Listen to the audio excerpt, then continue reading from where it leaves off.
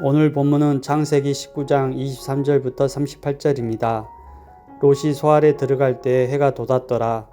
여호와께서 하늘 곧 여호와께로부터 유황과 불을 소돔과 고모라에 비같이 내리사 그 성들과 온 들과 성에 거주하는 모든 백성과 땅에 난 것을 다 엎어 멸하셨더라. 롯의 아내는 뒤를 돌아보았으므로 소금 기둥이 되었더라. 아브라함이 그 아침에 일찍 일어나 여호와 앞에 서 있던 곳에 이르러 소돔과 고모라와 그 온 지역을 향하여 눈을 들어 연기가 온기가마의 연기같이 치솟음을 보았더라.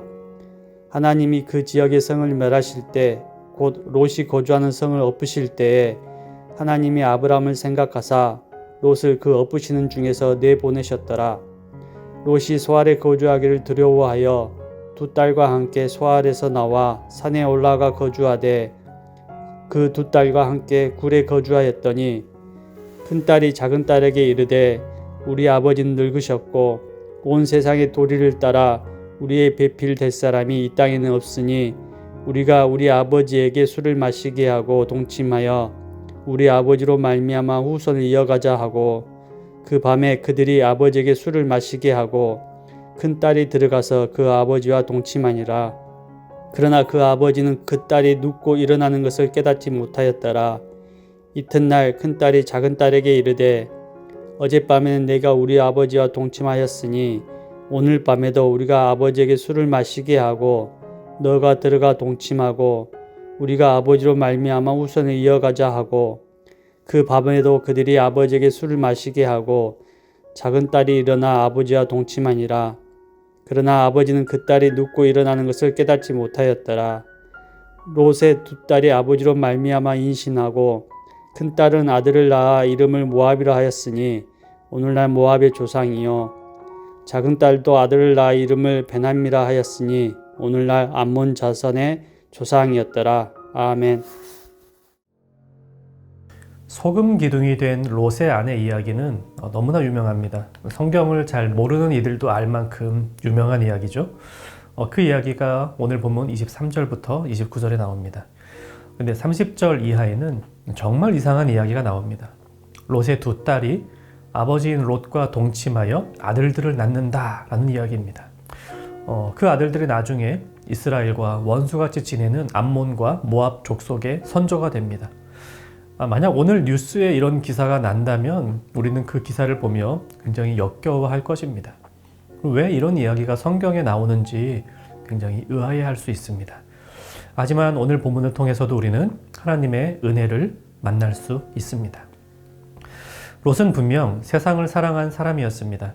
창세기 13장에서 이미 본 것처럼 롯은 아브라함과 헤어지면서 자신의 눈에 비옥한 곳을 택하여 땅을 정했습니다. 그곳이 바로 소돔이었죠.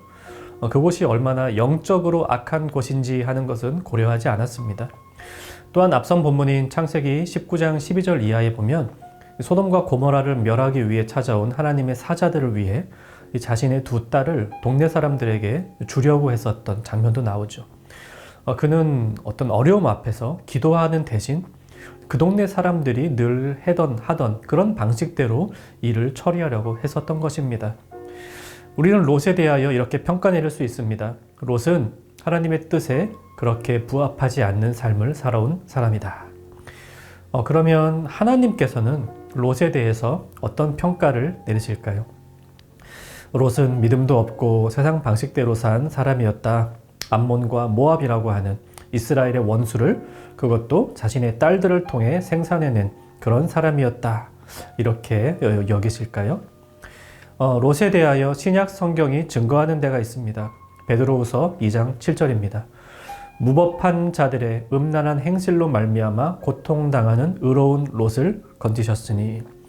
하나님께서 롯을 무엇이라고 칭하십니까? 의로운 롯이라고 부릅니다. 롯이 의롭다. 성경이 롯을 의로운 자라고 칭하는 근거가 무엇일까요? 그것은 다음 구절인 8절에 나옵니다. 이는 이 의인이 그들 중에 거하여 날마다 저 불법한 행실을 보고 들으므로 그 의로운 심령이 상함이라. 하나님께서는 롯이 살고 있는 소돔의 어두운 현실을 잘 알고 계셨습니다.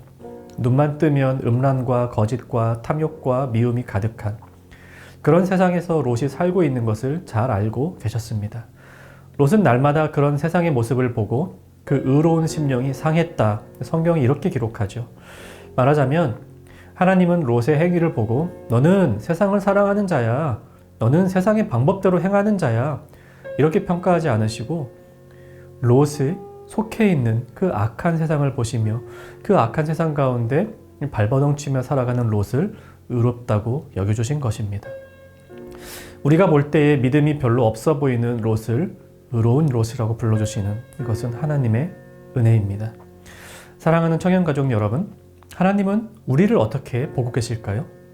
우리는 세상을 사랑하지 않습니까? 우리는 세상의 방법대로 일을 처리하지 않습니까? 우리도 사실 롯과 같습니다. 이런 우리를 하나님은 어떻게 보실까요?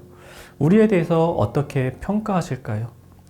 행위로만 보면 우리는 우리 스스로 롯에 대하여 생각하듯이 죄인일 뿐입니다. 그러나 하나님은 우리의 행위를 보고 우리를 판단하지 않으시고 그리스도를 통하여 우리를 보십니다. 그리스도께서 의로우시니 그분 뒤에 서 있는 우리도 의롭다고 봐주십니다.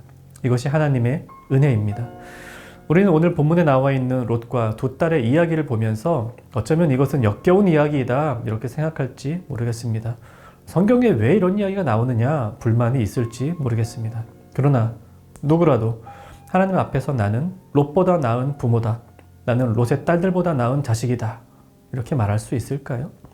하나님 믿는 우리의 모습은 여전히 죄로 가득합니다. 그러나 그러한 우리의 모습을 있는 그대로 죄인이라고 부르지 않으시고 의로우신 그리스도 때문에 우리를 의인이라고 불러주시는 그 은혜로 우리가 오늘도 살아가게 되는 것입니다.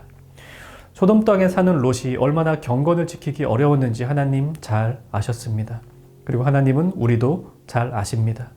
오늘날 우리 주위에 있는 온갖 음란과 미움, 분쟁과 질투 이런 것들이 가득한 세상에서 우리가 십자가의 외길을 걸어가는 것이 얼마나 고된 일인가 하는 것을 우리 주님이 누구보다 잘 아십니다. 때문에 주님은 항상 우리를 긍휼의 눈으로 바라보십니다. 나는 네가 믿음을 지키려 하는 것을 잘 안다. 그러나 이 세상 험하여 내 의로운 심령이 많이 상처를 받았구나. 주님은 우리를 그렇게 그 품에 안아주십니다. 그리고 우리 홀로 이 어려운 세상 살아가도록 그냥 두지 않으시고 성령 하나님을 보내어 우리로 하여금 바른 길을 걷게 하십니다. 그러므로 청년 가족 여러분, 우리는 롯을 비난할 수도 나 자신을 책망할 수도 없는 사람들입니다. 오직 우리는 롯을 의롭다 하시고 나를 의롭다 하시는 그 주님을 찬양하며 살아갈 뿐입니다. 함께 기도합시다. 롯을 의롭다 하신 하나님, 나를 의롭다 하신 하나님을 찬양하며 감사하는 기도를 함께 드립시다. 또 험한 세상에서 조금 더 힘을 내어 경건한 삶을 살도록 나를 도와주옵소서. 내가 사는 세상이 소돔과 고모라 같습니까? 아닙니다. 우리가 사는 세상은 성령 하나님이 동행하시며 예수와 함께하는 은혜의 하나님 나라입니다. 감사함으로 이 하나님 나라를 힘차게 살아가는 청년 가족 되시기를 바랍니다.